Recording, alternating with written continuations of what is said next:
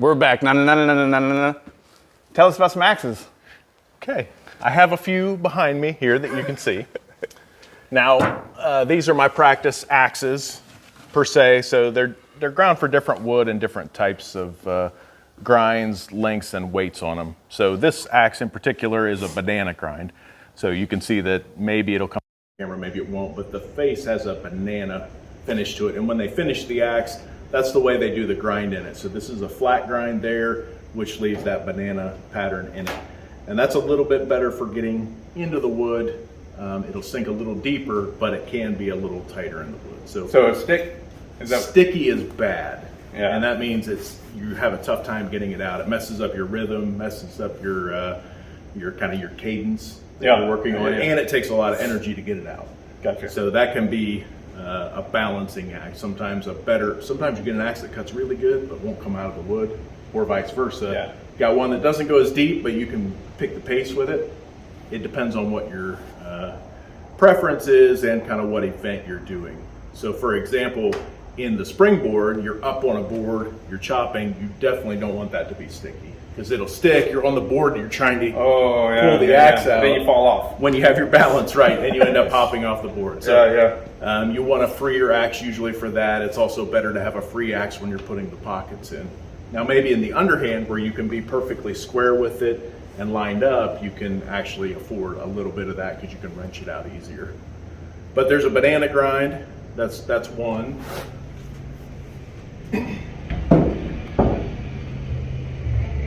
And then there's also, this is a chisel grind. So this one, they actually sweep with it when they grind it. And the depth of that chisel varies, the angle of the chisel varies, the angle of the finishing edge varies, the weight of the axe. This is a 66. The nomenclature that Tuatahi uses is in 7. Think of this as 6/8. So 7 3/4 by 7 3/4. That's the length of the face and the length of the blade. Yeah. So 7 3/4 by 7 3/4. Yeah, these things are big. They are. They go. Very big.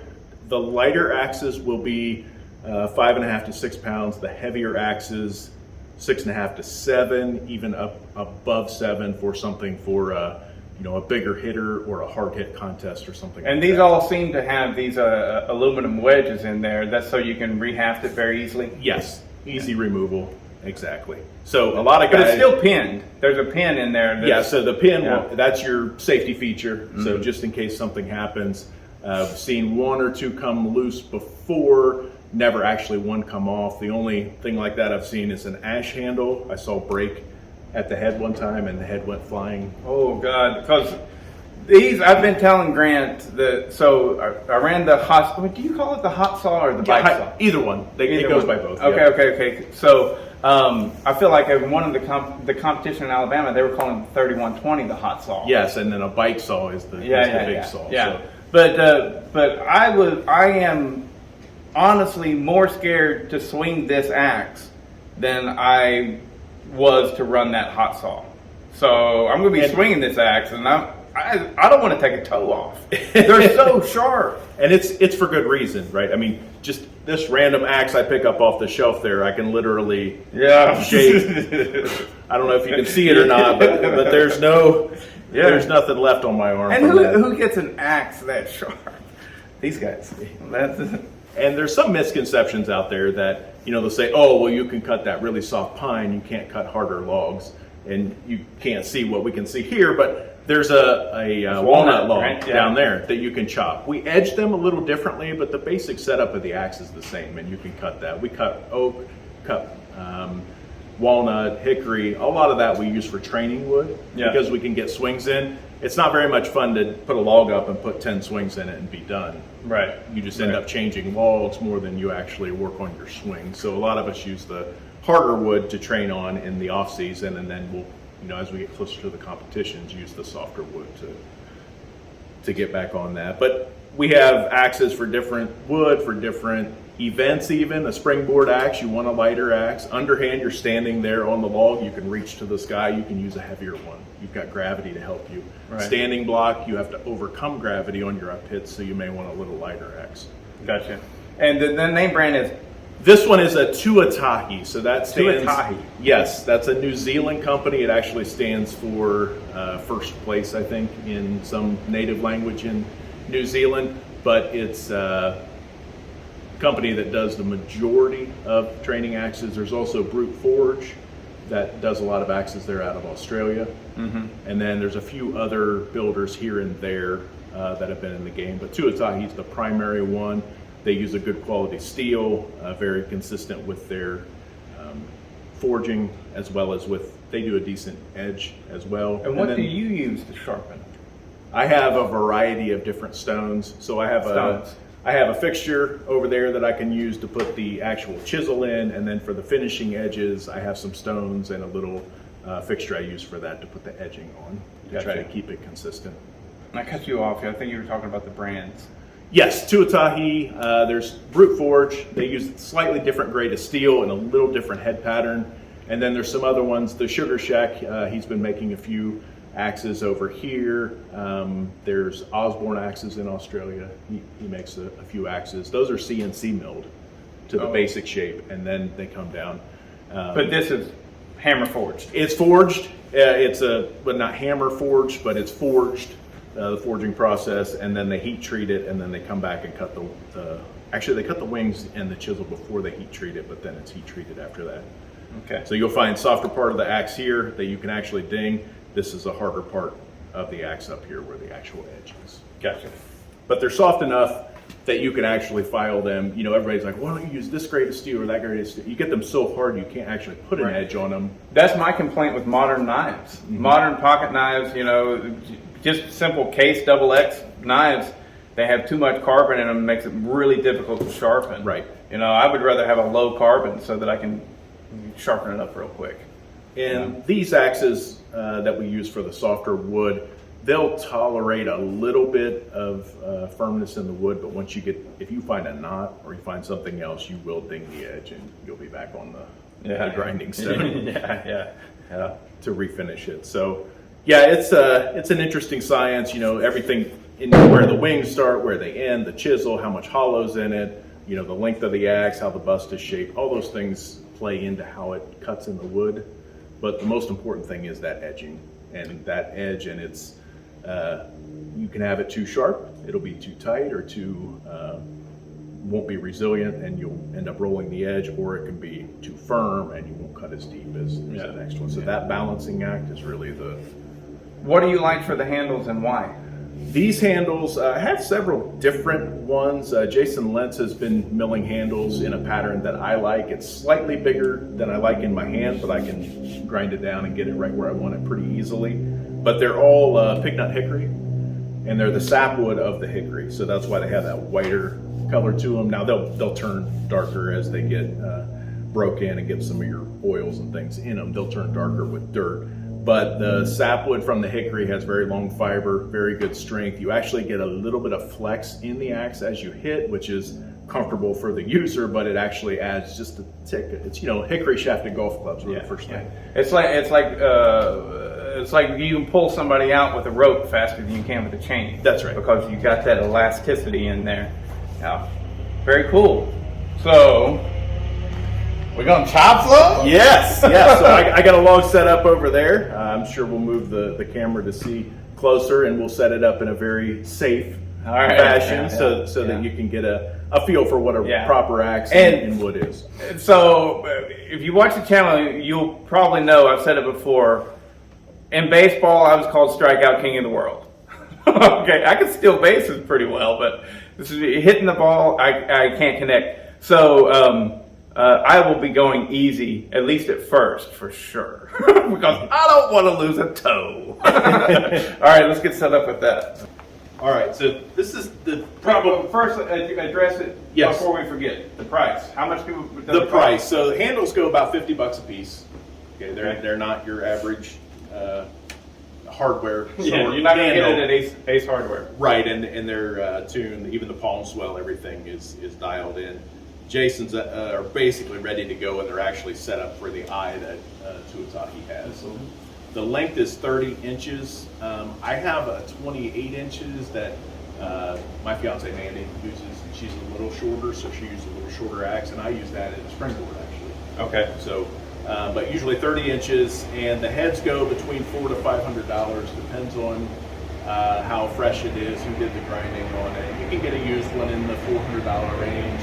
The ones that have been proven to be Steel Series worthy bases. Okay. All right. So yeah. So this is probably the safest way for somebody to start. You've got the log in between you and the feet. This is how we would normally chop in a competition. And we wear foot gear, to protect your feet, so you don't get. What can happen is you get a glancing blow. If you come in too steep or come in off the scarf, it'll glance and it'll throw it into your foot.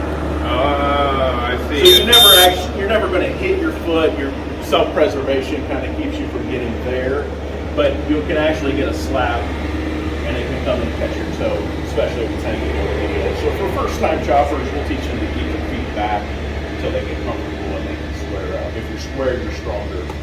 Sure. If you're not. But for somebody just starting, we'll put them like this. This gives you all of this real estate just to put the axe in and kind of get the feel of what it's doing. Okay. So we'll have you take that, and I marked some lines for reference here that you can kind of come down and take a swing and try to put it, you can put the full face in there, but you want to square it up and then bring it in on that angle as much as you can. Okay. So I'm not If getting it on the scoops log. here, it's going to go beside you. Okay, I got that. So unless you're terrible enough that you actually swing through No, that way, I'm which not you that won't. bad. No. So just push your hands down to the log and give her a tap, and then as you're more comfortable, you can lift higher and swing harder. And this just kind of gives you an idea. This is an aspen log. This is one of the ones we cut. You saw it last weekend. Yeah. Ohio show. Got you. It's heavy. How many pounds? That one's probably 6.5. 6.5? Yeah. Oh!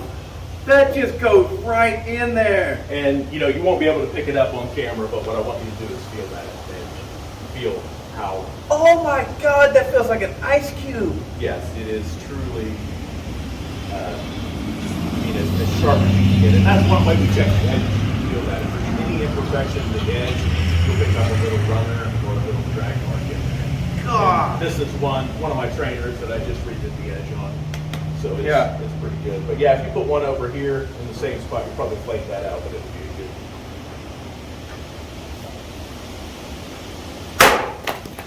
Yeah. That is simple, man. And I am not swinging full force. I can put a lot of power behind an axe. I'm just a little worried about my aim. Now, if you put if you put a lot of slope, you'll get a lot of carry in the axe. That's hard to control when you're on the log and do that, and you'll end up getting so far in that you won't get to the middle of the log. So take the next hit and try to put a little less slope on it. It'll feel a little different. Okay. But that'll be more like what we would do. Maybe. All right, I see. So take it a little straighter in. And now that is exactly, and you can start to feel, was that tight or was it loose? A tight axe, you'll stick it in, you won't be able to get it out. Right. But that one popped right out. So should I start countering it now? You can. I kind of want to just get on there, chop through it. We can put you in foot gear. You can jump on it. I won't let you do it without it. Fuck it, let's do it. Okay. Let's do it. Let's do it. Pause that camera. Because it's way easier than I thought it was going to be. Yeah. It just cuts it. It cuts. Rolling.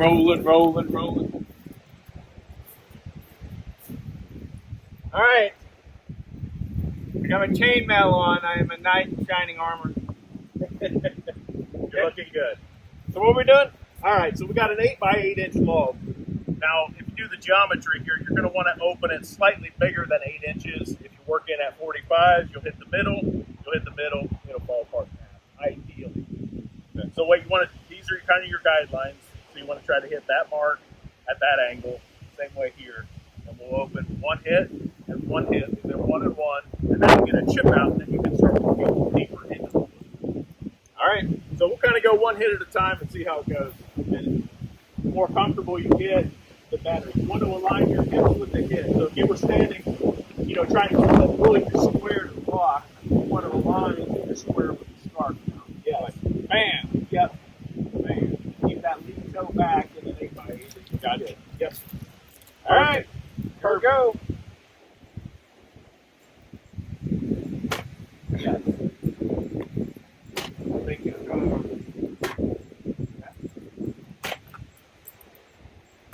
Good. Now you can do 2 hits per side. So reach the bottom and the top. Okay? Spread them out a little bit. There you go. Good. Bottom, top. You're okay. You got basically both of them. Now you're to the middle. So let's say drivers. Put your drivers in. That means you want to hit the top. And you want to hang a little bit of the axe out of the top. And it'll go to the middle. And then hit the bottom. And put that to the middle. Then you're ready to turn on the wall. All right. Okay. So hit your top wood first. Hang about an inch of the axe out. So you want it to come in just like that. Okay? Just like that. Hands down. Okay. Yep.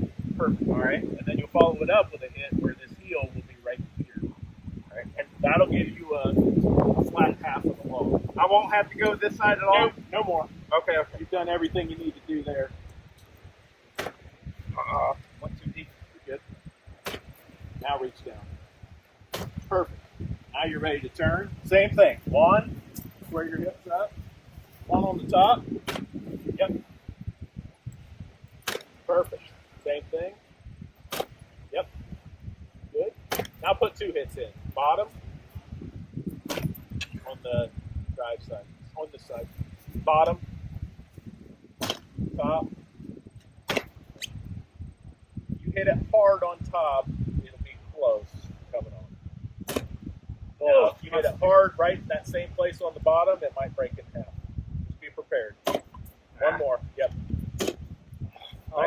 Nice and easy on the top. Yep, you got it. That's it. It's half. Yeah. For practice, that wasn't nothing. No, it's good. I mean, if you have the strength and the gear, and this is obviously very good. Obviously, compared to some things that we'll run into. Now, for reference, this is the same wood that we had at Paul Bunyan, and I think my time was right at 9 seconds. So 8 hits. So 4 on one side, 4 on the other. No, I didn't know it was that fast. My gosh! But a lot of the field was in the 16 to 18 second range, with probably a year of just chopping a couple logs a week. You could be right at that. Yeah, you've got the swing, you've got the accuracy, but a lot of wood. That's easy. This event is probably the easiest thing to learn. When you start doing the standing block, you start doing the springboard. That's when it's really. Yeah, the springboard seems like trouble. Yeah, but you've obviously got the skill with this. Go back to the string. And oh! Well, thanks, man. I really appreciate it. That's very cool and get an opportunity to do that. And I still have, I gotta say, fantasies about actually doing this. Absolutely. And, I think maybe you don't have to be, a superstar to do it. We encourage everybody to get out there and give it a shot. There's plenty of local competitions that need competitors. They need people out there to do it, and it's a good way to stay in shape. That's kind of how it is. Very cool, man. Well, all right, that's enough for this video. Let's go test the wood with chainsaw. Sounds good. Woo!